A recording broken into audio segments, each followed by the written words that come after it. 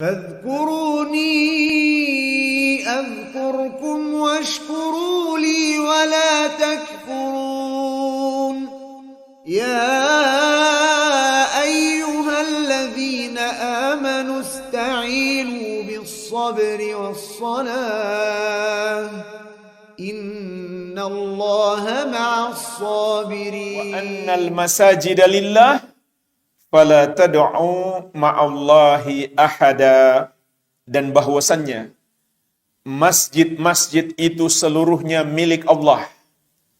Maka janganlah kamu beribadah kepada seorang pun bersama dengan Allah Subhanahu wa taala.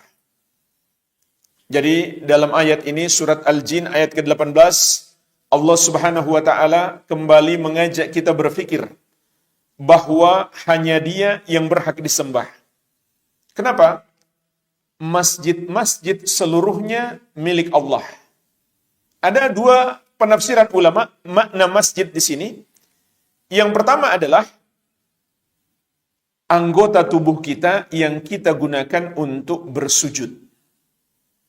Bahkan seluruh anggota tubuh kita semuanya milik Allah Subhanahu wa taala. Secara bahasa, anggota tubuh yang kita gunakan untuk bersujud itu bisa juga disebut masjid, tempat bersujud. Makna yang kedua adalah tempat. Dimanapun kita berada, kita bisa sujud kepada Allah di situ, maka berarti seluruh tempat adalah kepunyaan Allah Subhanahu wa taala. Baik bangunan masjid secara khusus maupun tempat yang lainnya. Semuanya bisa kita gunakan untuk sholat, kecuali tempat-tempat tertentu yang terlarang, baik yang boleh kita sholat maupun yang terlarang untuk kita sholat padanya, semuanya milik Allah Subhanahu wa ta'ala. Kalau begitu, fala tad'u ma'allahi ahada, janganlah kamu beribadah kepada seorang pun bersama dengan Allah. Maka Allah mengajak kita berfikir bahwa jika semuanya milik Allah, kalau begitu hanya Allah Subhanahu wa taala yang berhak disembah. Sebagaimana di pertemuan sebelumnya juga sudah kita bahas, Allah dialah Rabb kita yang menciptakan segala sesuatu, yang menguasai segala sesuatu, yang mengatur segala sesuatu, yang memiliki segala sesuatu. Semua selain Dia adalah miliknya. Ciptaannya berada di bawah kekuasaannya, diatur olehnya. Maka orang yang punya akal sehat pasti yakin tanpa ada keraguan sedikit pun, kalau begitu hanya Allah Subhanahu wa taala yang berhak disembah. Juga ini makna yang terkandung di dalam la ilaha illallah. Karena la ilaha illallah itu artinya la ma'budah haqqun illallah. Tidak ada yang berhak disembah kecuali Allah. Dalam surat Al-Hajj ayat ke-62 Allah Azza wa Jalla menegaskan, "Dzalika bi anna Allaha huwal haqq wa anna ma yad'una min dunihi huwal batil wa anna Allaha huwal aliyyul kabir." Yang demikian itu, Dialah Allah, sesembahan yang benar. Dan semua yang mereka sembah selain Dia adalah batil, salah, tidak benar. Kemudian Allah jelaskan mengapa hanya Dia yang berhak disembah, dan bahwasannya Allah Dialah yang maha tinggi lagi maha besar. Semua selain Dia rendah, semua selain Dia kecil. Hanya Dia yang maha tinggi lagi maha besar, maka hanya Dia yang berhak disembah. Dan ini keyakinan asasi setiap muslim. Yakin tanpa ada keraguan sedikit pun, hanya Allah Subhanahu wa taala yang berhak disembah. Jika ada orang yang mengaku muslim, kemudian dia ragu apakah hanya Allah yang berhak disembah, maka Islamnya batal. Karena keraguan membatalkan keimanan, sebab keimanan adalah keyakinan. Begitu pula jika ada seorang muslim membenarkan penyembahan kepada selain Allah, maka Islamnya batal. Karena dia tidak lagi beriman kepada Allah Subhanahu wa taala kalau begitu. Dia tidak lagi percaya kepada la ilaha illallah. Kalau kita beriman kepada Allah Subhanahu wa taala, yakin terhadap la ilaha illallah, seharusnya kita pun yakin hanya Allah Subhanahu wa taala yang berhak disembah.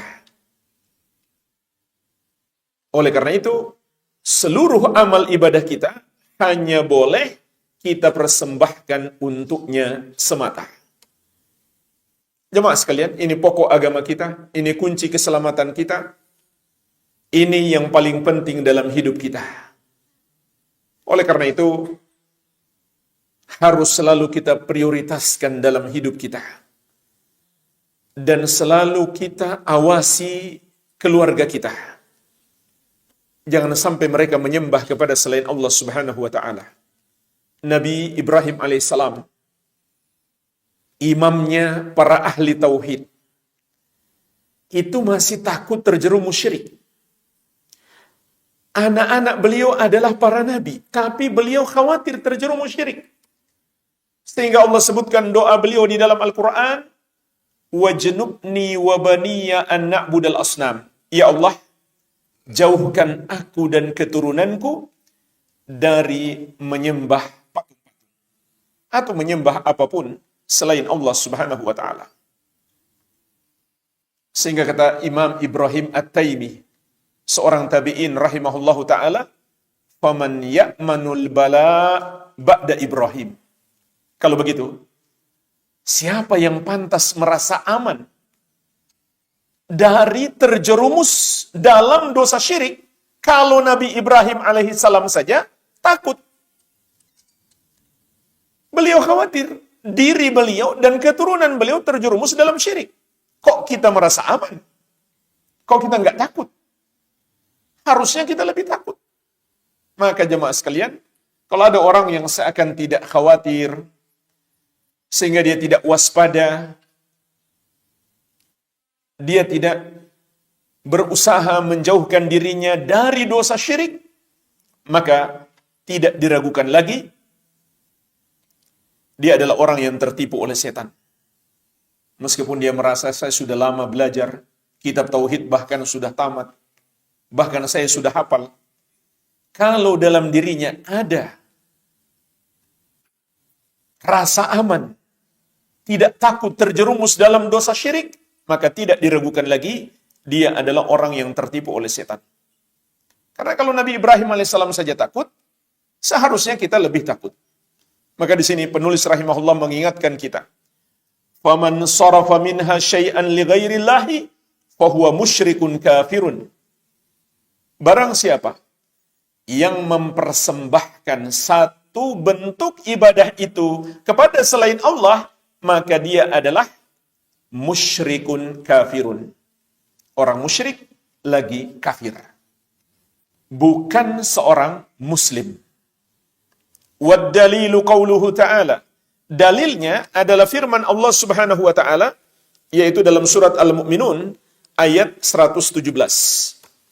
Wa may yad'u ma'allahi ilahan akhar la burhana lahu bihi fa innama hisabuhu 'inda rabbih innahu la yuflihul kafirun. Dan barang siapa beribadah kepada sesembahan yang lain bersama dengan Allah, yang dia pasti tidak punya ilmunya tentang itu, fa innama hisabuhu 'inda rabbih, maka hisabnya di sisi Rabbnya. Innahu la yuflihul kafirun, sesungguhnya tidak akan beruntung orang-orang kafir itu. Jadi jemaah sekalian, dalam ayat ini ada 3 faedah penting.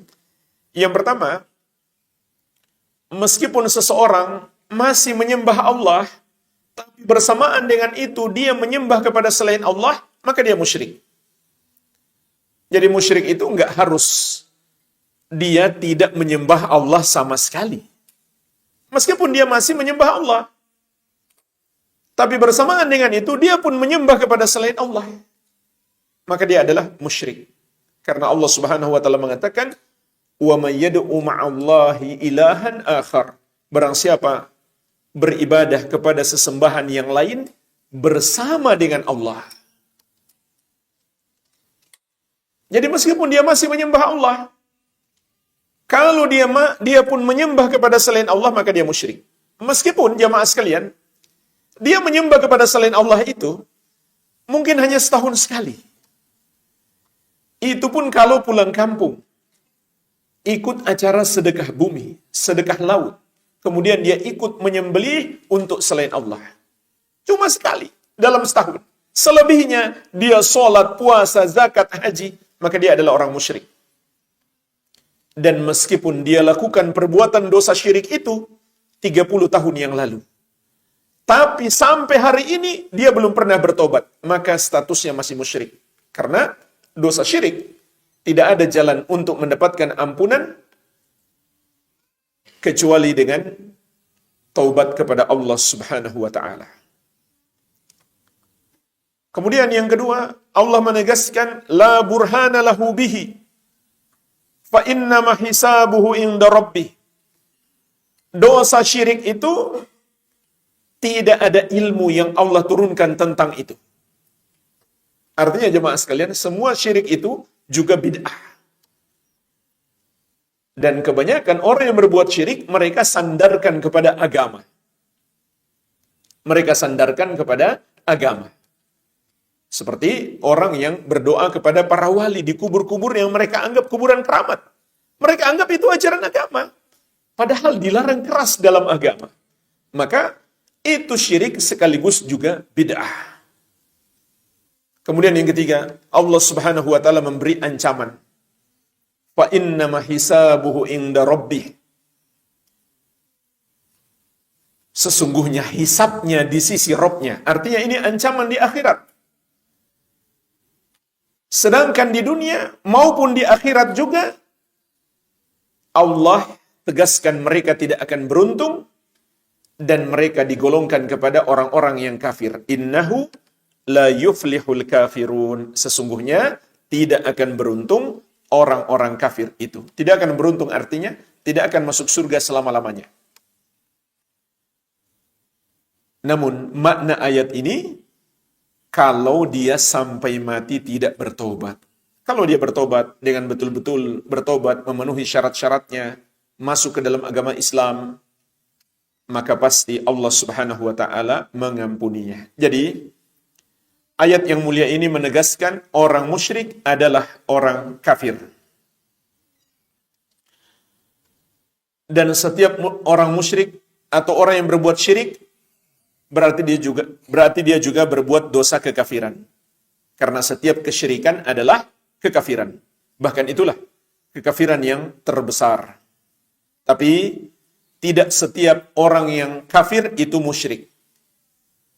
Contoh orang kafir tapi bukan musyrik, orang yang menghina Nabi Muhammad sallallahu alaihi wasallam. Maka dengan sebab itu dia menjadi murtad. Kalau tadinya dia muslim, dia menjadi kafir. Meskipun dia bukan musyrik, dia tidak menyembah kepada selain Allah Subhanahu wa taala. Namun status mereka sama. Jadi jemaah sekalian, penulis rahimahullah mengingatkan kita, ibadah milik khusus Allah Subhanahu wa taala.